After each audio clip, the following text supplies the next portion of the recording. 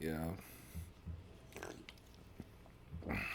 It's a slow start to a hopefully good day. You're gonna have something to look forward to. Um, the only real video I have that's getting traction is about is why we work so hard.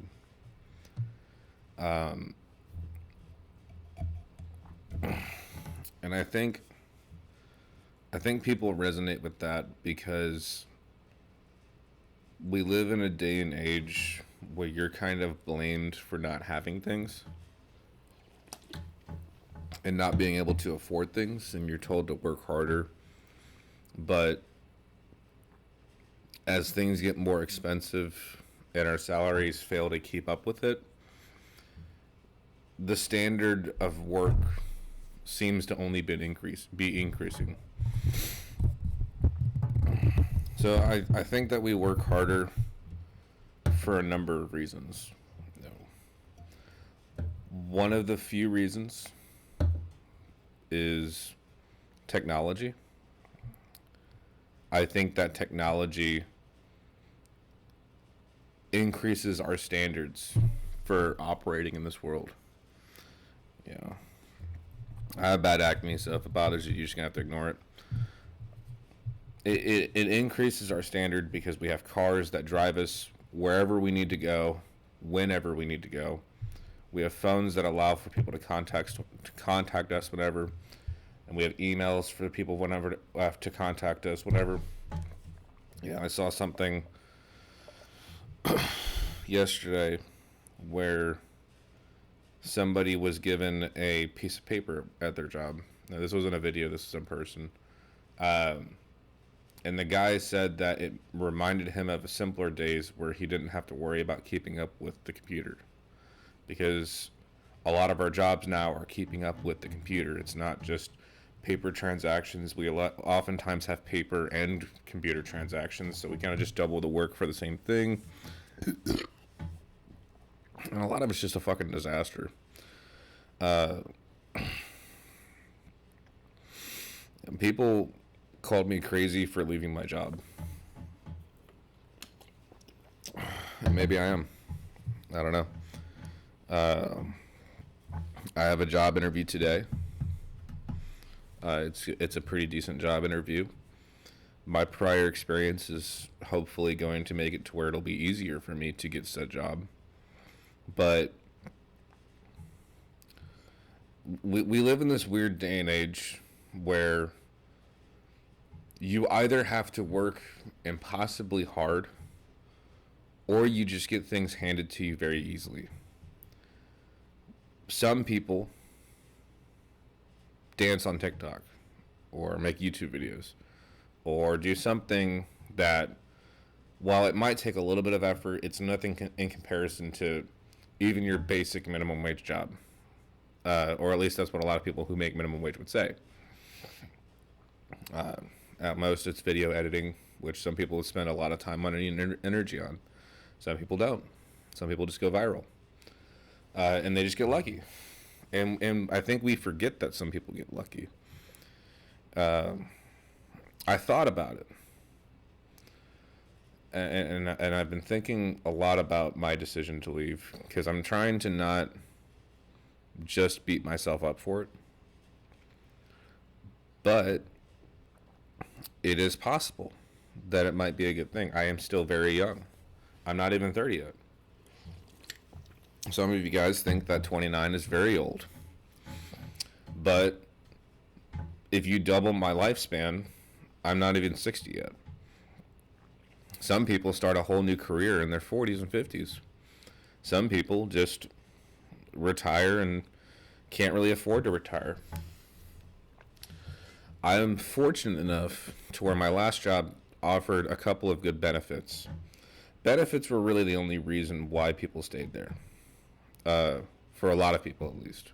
The health insurance, dental, 401k, and the paycheck. And because I was there for 7 years and some change, I have accrued a pretty decent 401k. I have also been completely vetted for that 401k. So the employer match has actually made it to where I have double from what I would have had in most other 401ks. And I have every right to it. I'm not going to say how much it is, but it's not enough to make me rich, but it's enough for me to put a pretty sizable down payment on a house. Now, interest rates are still pretty high. So I would like to at least wait or see if I can refinance for that. But simply having any job, even something like Walmart for $13 an hour, I have enough money to put down on a house after taxes to where my mortgage, if I get a house cheap enough, would be cheaper than my rent. And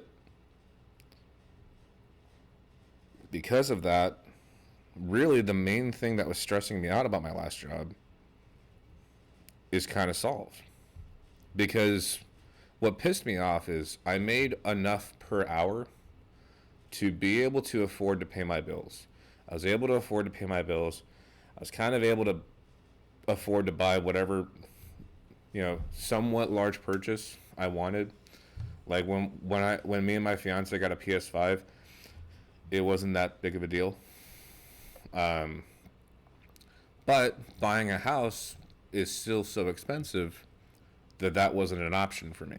Not without years and years and years of saving. And I had already saved for years. Like I'd saved for 3 to 5 years, and the housing market blew up to the point where I kind of just gave up. I gave up and I said, it doesn't really fucking matter how much I save, because even now, with the money from my 401k, it'd still be over $1,000 a month for a mortgage. And the amount of money that I'd be putting down is more money. It's probably 30 times the amount that most people have in their savings. Because the average person has about $3,000. That was one of the figures I saw. It's around 6 figures. It's just over 100,000. After tax, probably around $70,000, assuming that I have to pay the most I possibly can. And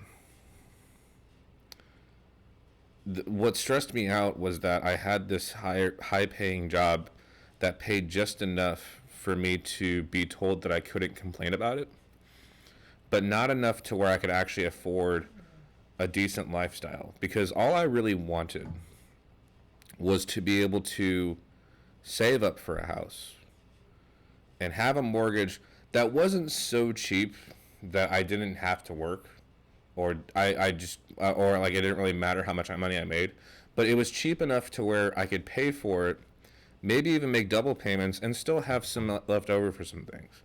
And that's really all I wanted. I wanted to work hard to put myself in a position to where I would be financially stable. And I craved that financial stability. I worked really hard for that. And only to be told, sorry, the market is too expensive for you right now. And that kind of broke me. And that kind of pissed me off. And to be honest, that pissed me off so much that I think I fell into one of my most immature aspects of myself, which is when I'm upset about something, I try to avoid the thing that's upsetting me, and I project it onto other things that have nothing to do with what's bothering me. A lot of guys have that problem. I think that a lot of people on the internet have that problem. I think that's the reason why people go on these YouTube videos. I think that's the reason why you can pull up any video with any substantial amount of views, and people care about minor fucking things on a video. I fucking guarantee you, I could be fucking what's that Disney character, the fucking deer, probably getting fucking senile. I can't remember the deer's name from Disney. Bambi. You know, when Smokey and the Bandit, when they say even Bambi has enemies, it's fucking true. People just fucking walk around and just fucking hate things. And I honestly think it's because life is so fucking stressful sometimes when it doesn't need to be. That people just have this fucking, like, this ball of fucking, like, negativity. And they can't fucking get past it. Like, they just want to fucking, just fucking, like, talk somebody else down or make somebody else feel bad. And I can't blame them, because I honestly feel like I've probably done that more than I realize. You can't really think about it too much, because then you just start regretting. You kind of just got to learn from it and move on with your life. But there are still other jobs, and I have savings to where I can afford my rent for a few months until I get a job. I'm not desperate. I'm not starving. I already don't make that many major purchases to begin with, which is another thing too. I never really made that many major purchases. Like, it was a discussion when we bought a PS5, but we could afford it. It's not like it was that big of a deal. We don't have kids. And I think that's all what people really fucking want, to be honest, is they want to know that if they work, they're working towards something. Because a lot of people are just kind of on this, like, treadmill where they show up to their jobs that they don't fucking like, because most jobs suck, right? Like, name one fucking job that's good. I'll wait. Like, there's very few jobs that are awesome, and even the jobs that, like, you might want to do, you can't afford to do it because they are part-time, or they only pay like $10 to $15 an hour, or there's not really that much of a market where you live. You'd have to move to a different city, or there's education that would cost you thousands of dollars that you don't really have access to, or you didn't really know you wanted to do it until after you already went to college and you already have all this college debt because you don't fucking know what you want to do until you've experienced life. But we're expected to know everything when you fucking graduate high school. I think that all people, I think that what the world really needs, to be honest, is to not try to charge so much goddamn money for everything. Just if our, I call them masters, but if our leaders and our corporate leaders and our businesses stopped saying, hey, increasing this a little bit would add $10 million to our yearly revenue, and just simply said, hey, people are struggling to pay for these things, and maybe it's our duty a little bit to still make a profit, but not be so careless in making that profit to where we make it to where everybody's lives are just a little bit harder. Because now we build houses, and these houses, they can't just be a fucking house. You can't just build a house for $200,000 and sell it for $300,000 or $400,000. You have to sell it for $600,000. Every fucking house looks the same. We're not short on building houses. We just keep building houses that are bigger than what most people fucking need, and then we wonder why nobody can afford them. So what ends up happening is most places just have rich people moving there, and then the property value starts going up, and then most of the county revenue starts coming from property taxes, which is why the schools are so well funded where I live. And then the property taxes increase because that's where they can get the most money from. And so then normal people who already live here, who maybe have a trailer or a smaller house or an older house or something that's been here for a little bit too long, or it's just not something that's really that nice, but it's a house. They start struggling to live here, and then they start looking for other places to live, or they start getting more stressed out because everybody else is increasing the property value. It's just a fucking mess. But I think we live in a world where everybody increasingly needs a lucky break. Because if hard work doesn't get you to where you want to go, then what does? Other than just getting lucky. Yeah, and this is why I get so mad at YouTube and my YouTube feed and the Red Pill movement when people say things like, you have to work hard, you have to be willing to work hard, you just have to work harder, you shouldn't you should be willing to lose sleep and blah blah blah blah blah blah blah. And that's fine if you own a business and you make millions of dollars already, which I for most of those fucking guys working hard is traveling the world and fucking talking on random people's podcasts to advertise their fucking bullshit while they pay people to actually do the work that they want them to do. Managing is not that fucking hard. I was a manager before, not that fucking hard. Owning a business is hard when you're not making money. It's just really easy when you're making money though, because then you can just throw money at the problem, and the problem will solve itself because people want money. And, we put ourselves in this position where like everybody is increasingly bending over backwards to accomplish these things for people who are making money off of it. And I think if it was just a little bit easier for people to become successful, people wouldn't be so pissed off, because I think that's why you're getting a lot of younger people who are looking to communism and socialism a lot more. And you're seeing that a lot more. And people are looking at that like this is the solution to our problems. Because hard work doesn't fucking work. It doesn't. Hard work only works when you actually can get something out of it. But in most jobs, if you work harder, you get rewarded with more work, or that becomes the new standard for doing things. So anybody who's good at a fucking job, that person being that good at that job becomes the new standard, and that's how they want you to do things. But they're not going to increase your wages because of it. And even if they do, it's going to be, what, $1 an hour? When you might be making them an extra $10, $15, $20 more an hour for being good at your job. It's there's so little ownership over the work that you do that it almost becomes pointless. I've mentioned before, if you are required if you're pretty much required to get your health insurance through your job, why aren't jobs required to give you that if they are making you work full time? If you are required to work to make a living, why aren't they required to pay you a living wage? If we need people to be on welfare to be able to afford to work at a lot of jobs, then why aren't we just making them pay for it? Because a lot of people are on welfare, and those people get blamed. Like, people at Walmart get blamed for working at Walmart. But somebody has to work at Walmart. You can't just have teenagers working at these jobs. We don't have more teenagers than adults.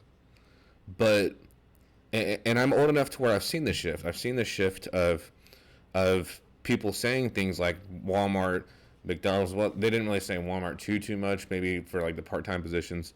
Like being a cashier, being a bagger, or collecting carts, or all of these jobs are part-time, and that's just for teenagers, and that's for people who just want some extra money or for a part-time job, or blah blah blah blah blah blah. And then, like, when you're an adult, you get a real job. But what's a real fucking job? A real job is just doing other things for money, and those other things are just pay a little bit more, because the expectation is that older people are doing that job and they can't afford to work minimum wage for it. But most jobs are not those jobs. Like, look at most jobs. Go on Indeed right now, and you will find a lot of the jobs that people kind of need to be able to afford to pay their bills. You have to have a bachelor's degree, you have to have prior experience, you have to have all these fucking things. And then most jobs that you're probably qualified for are either paying significantly less than what you're paid now, or they're like commission based, or they're sales, or all of these. The job market is obnoxiously terrible, and it's lopsided, and there's no reason for it. There's no reason why you can work at a job and it not matter how hard you work, you just work hard enough for your managers to leave you alone. So that incentivizes the managers to get on your ass a lot more and make your job a lot more miserable. And they're incentivized to pay you part-time because all of your benefits are really only offered to you full-time. They're incentivized to pay you as little as possible. They're incentivized to do all of these things that make your life harder when they're not trying to make your life harder. They're just trying to save money. And we're surprised when people say that. I don't know why. We know that people want their profits, but we get surprised when we say things like people aren't getting paid enough because that contributes to higher profits. And people don't, and we have to pretend to like it. We have to pretend to be happy with it. We have to pretend to be okay with it. And then if you complain about it, the media calls you selfish. The media says that you're lazy. The media says that you just don't want to work. Because those are the options that society tries to give you. You either don't want to work or you're willing to work 80 hours a week for little to no return. And it's just assumed that if you're working 80 hours a week, well, eventually you'll be successful because you can't possibly work that hard and not be successful. Bullshit. I've seen plenty of people work that hard and not be successful. I've met people who are fucking broke and who work harder than me, probably more than anybody watching this fucking video, if anybody fucking watches this video. Hard work doesn't always necessarily pay. It doesn't. Marketability pays. How well you can market your skills. How well you can negotiate for your wages. If your skills are even valuable to begin with. I can do things that people can't really do. I know how to do things. I know a lot of skills. They're only marketable to some places. And even then, a security officer pays $10 to $15 an hour in most places, when that's a very, very specific set of skills that some people go out of their way to look for. Actually, now that I think about it, I could probably fucking work at those armored cars. I bet that pays a lot of money. But still, it's we're incentivized to look for the highest paying job with the least amount of effort. And then the media will blame you for that. They'll say people just don't want to work anymore. And then we're like, no. You're not surprised when a business wants to increase the price of something to make a profit. But you're surprised when people are willing to leave their jobs to look for something better. Or you're surprised when people aren't really willing to work hard for their jobs because they're putting all of this effort to get nothing out of it. And it's almost like we purposely don't pay attention to that. And then whenever we do pay attention to it, there's all this political baggage that goes with it that you have the terminology like some socialist and communist and Maoist and capitalist, and you have markets that come up, and you have people trying to bring out charts, because we all know that charts never fucking lie to you. And we bombard this conversation with so much information that while it is useful in a theoretical context, in a college-like context, in a context that's valuable for fully understanding the problem, it is complicating the conversation to a point to where you cannot have the conversation. I cannot say some of the things, like right now, I'm going to keep bringing up my book until people buy it. But I mentioned that in my book. There was one part where I even said, like, I am actively being careful with the words that I am using because I cannot say certain things without being associated with certain groups of people, because we have allowed these conversations, these very real problems that people are facing are politicized. And these very real problems and struggles that people are having aren't being had by people who are having these problems. And so the conversation just turns theoretical. Your pain and suffering is a theoretical, or it is a statistic, or it is a talking point, or it is something that is ignored because it is inconvenient to somebody else's talking point. And that's the problem. We are willing to simplify Jeff Bezos making billions of dollars. We're willing to simplify the conversation to the point to where it's a lie. Um, I don't believe he's the hardest working man in the world or one of the hardest working men in the world. I think he just has one of the most successful businesses. And I think success breeds more success. And I think that eventually, when you have a brand that becomes like the established way of doing things, uh, you can't help but make money. You can't. You have to like he. If I was in his position, I know so little about things that wealthy people can spend money on. I wouldn't know where to start to spend that money, to spend that kind of money, or even where to invest it. There's more businesses that he could probably fund more business ideas than I can fucking think of, to be honest with you. Uh, and all of them be a disastrous failure, and he probably wouldn't even feel it. But the conversation about him is so simplified on purpose to say he works harder than you. Jeff Bezos paid less percentage, a lower percentage in taxes than I did a few years ago. I don't think he works harder than me. I think that we have a very lopsided way of talking about these things. Uh, I think there's a reason why, when the economy is failing, we are very quick to make subsidies, to give businesses money, and why the media never asks how can you afford it. But the moment that you are getting a check, that is politicized. That becomes a problem. That becomes socialism. We have socialism. It's just not for you.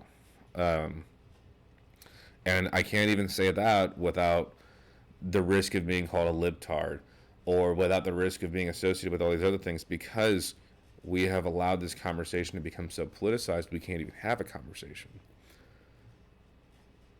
Your pain is and will always have been be used against you. Your work is not going as far as it could. You, unless if you are unemployed like me and you're actively looking for a job, you work harder than you think. Um, and is working a couple extra hours a week really going to solve all your problems? Probably not. I'd be very surprised. Unless if you're willing to do that for years and years and years until you just cannot function as a human being, have heart disease from lack of sleep and over caffeine overdosing, and uh, poor diet because you don't have time to cook your own meals, so you're just constantly getting fast food, and lack of exercise because you don't have time for exercise. Like there's no reason for it at all. And I'm trying to look at what I have as an opportunity, because I think that is the only valuable thing that I've learned from the red pill movement is looking at your situations as opportunities. Right now, I have the opportunity to possibly put myself in a position where my bills will be cheaper, where most jobs that I work, I will be able to afford to pay my bills, so long as it is full time and it is not $13 an hour or less, to where I would be able to put money in my savings, and as long as I can get my health insurance and dental insurance, I'll be fine. And I don't think I would have had that before. I think I would have just been running in place, because most of my colleagues were buying houses that were too expensive for them. Um, $4 or $600,000 houses, and uh, would get into arguments with their fiancés and their wives and their husbands about paying bills, to the point to where a lot of marriages didn't work out because they felt a need to be willing to get into such debt because of it. But saving wasn't really much of an option, or maybe they were too impatient, you know, because living in an apartment isn't a thing that you can do anymore to save money, and living with your parents is so stigmatized that people don't want to do it.